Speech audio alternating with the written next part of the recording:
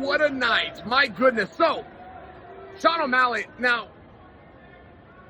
I didn't know he was this good. I did not know Sean O'Malley was this good. He was champion.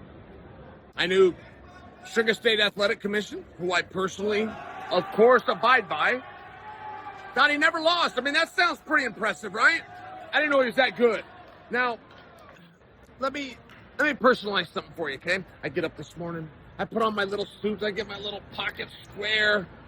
Get in the elevator, head downstairs, working with ESPN, gonna come and bring you guys. Now, I'm trying to show you a shot back there, by the way. Dustin Poirier is sitting at the desk to get interviewed. I got just a moment here. I come down the elevator. I go to the car waiting outside. As usual, I have to wait for Lionheart. When I get in the car, there's Brett Okamoto. So I settle in, and Okamoto informs me that he did not see Joshua versus Francis last night. And I tell him about it. I tell him I did see it. And I tell him about the fight. Now, I never once mentioned a left hand, a right hand. I never talk about a jab. I never talk about a cross. But I told him everything he needed to know about the fight, which was every time Anthony Joshua flinched, he got a reaction from Francis. And that was the downfall of the fight. That was the story of the fight.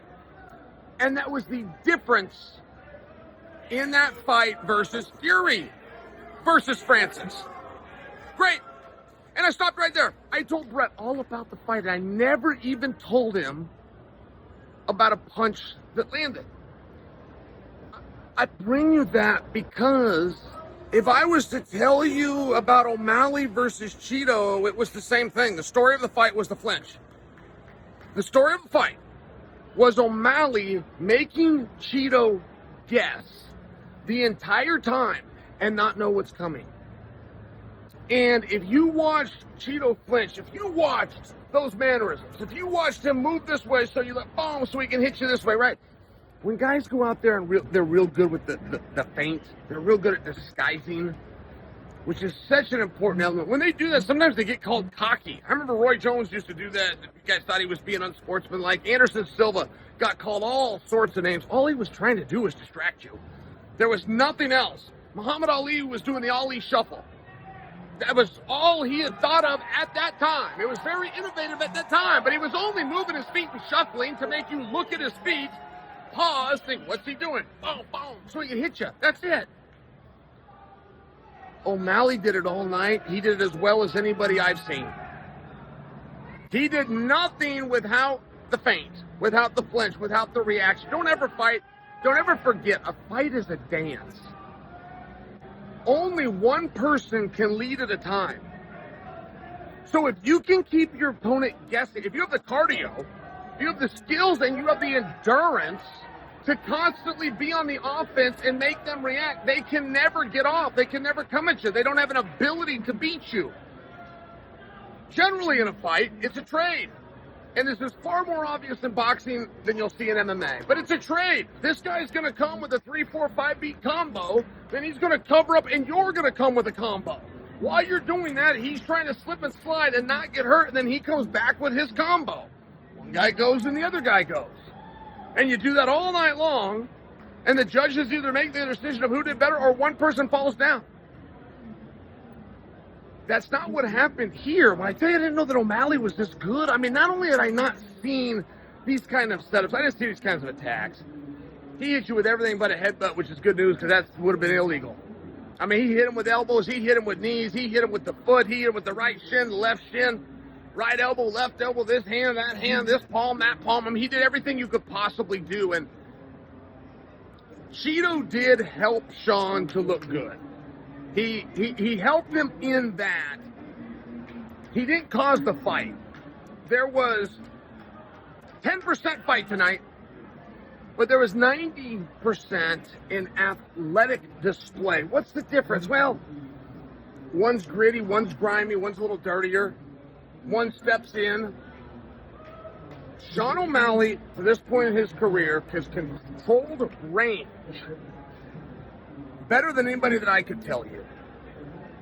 Jon Jones does a great job with range, but Jon himself will take his range away at times. That's what taking you to the ground is. Jon takes the range away. So I don't know if you can use that against him, but in all fairness, if you're comparing the two, nobody takes the range from O'Malley. And that is rare. You'll hear fight announcers tell you all the time, keep him at the end of the punches. He's got the reach advantage. Oh, if he can just use the distance. They don't even know what that means, right? Jim Lampley literally does not even know what those words mean. So you got to go back to Thomas Hearn.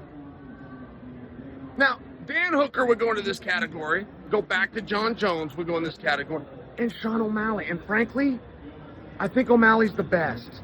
But that's your entire category of combat athletes that actually know how to use range, keep you at the end of the punches, and keep that distance. It is so relevant that you understand that theme. Because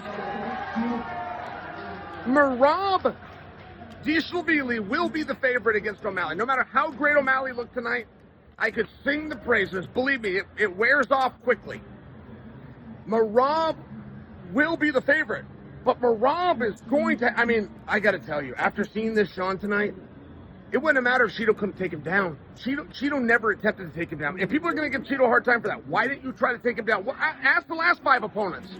They didn't try either. Why? It's a distance issue. It's a range issue. They can't get in. They don't see those openings. Sean's conditioning also held up. Chito's a bit of a cardio machine himself. Sometimes starts a little slow, but he's a bit of a cardio machine. Oh, no. They never traded this back. And there were gritty moments. I told you it was 10% fight, and there's very gritty moments. You guys might remember a different example, but it was Dricus du Plessis. When Dricus would get hit, it would piss him off. Boom, boom, boom, and he would really come when he had his title fight with Strickland. O'Malley also did that. When Chito did get off, instead of O'Malley wilting or even understanding, hey, I don't have to beat this guy anymore, I just got to run out the clock. He never did that. Boom, boom. He answered. He made him pay for everything. O'Malley could hit you going forward. He could hit you going to the side. He could hit you going backwards. Very few athletes are that mobile. There was nearly no air balls by Sean. There was a stat that came out that it was 2-1. It was 180 strikes for O'Malley, and it was 90 by Vera. Bull crap. Whoever put that stat out had better hope that doesn't get audited.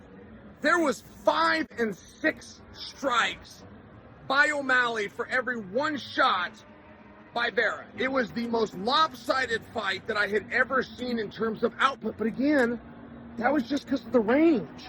There was no reason for Vera to throw. They weren't going to land. Sean did that good of a job of keeping him at bay. Chito, just as tough as advertised. We didn't learn anything tonight about Chito. We knew he was tough coming in. He's tough now. What a stud. What a stud he is. What a tough guy he is. But, listen, if you can't reach him, you can't touch him.